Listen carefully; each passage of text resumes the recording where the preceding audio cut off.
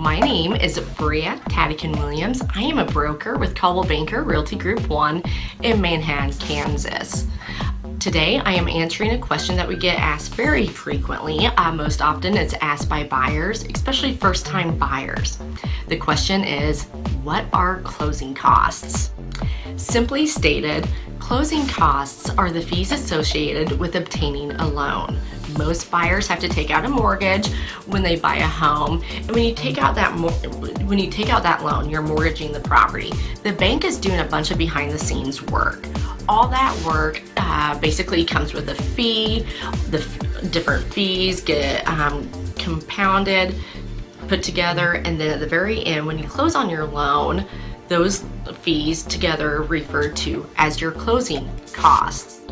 So what are these fees that become your closing costs?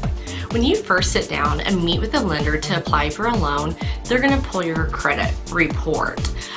Your credit score determines things such as your interest rate and what type of loan you might qualify for. When the bank pulls your credit report, there is a fee associated with doing that.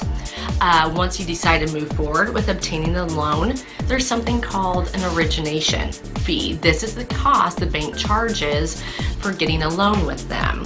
The origination fee can vary based on the lender. I've seen origination fees as low as $600 on up to $2,000. Again, the origination fee depends on the bank you use.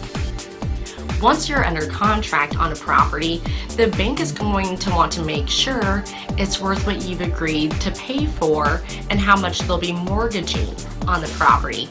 They send out an appraiser. They determine the property's value. The appraiser does charge a fee to the bank for doing this, so that's one of your closing costs as well. So we have the credit report, origination fee, the cost of the appraisal. The bank is also going to want to know if the home is in a flood zone. There's a certificate cost associated with finding out if it's in the flood zone or not. All the time while you're working on the loan, while you're doing your inspections, going through the home buying process, the title company is also doing some work for you. They're going to go out and do what's called a title search. They're going to see who the sellers might owe money to. Most often, sellers owe the remaining mortgage balance to the lender they used when they purchased the home. They'll most likely owe some property taxes because in Kansas we pay property taxes in arrears. That's a whole nother video.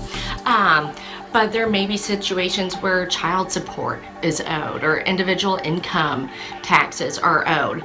But the title company is going to run that title search. Once the owners are to the point where they can convey ownership to you, there's not any outstanding monies to be paid to anyone, the title company will issue what's called a title insurance policy. You will also have to pay part of that cost. Once you close, the title company will record your mortgage down at the courthouse. The cost for filing your mortgage varies based on how many pages long your mortgage packet is. So as you can see, there's a bunch of work that the bank and the title company is doing to process your loan and make sure you can buy the house. All these different fees become what we know as your closing costs. Once you find a property you'd like to make an offer on, we'll sit down and do that paperwork. One of the terms of the offer, potentially what could become your contract, are closing costs.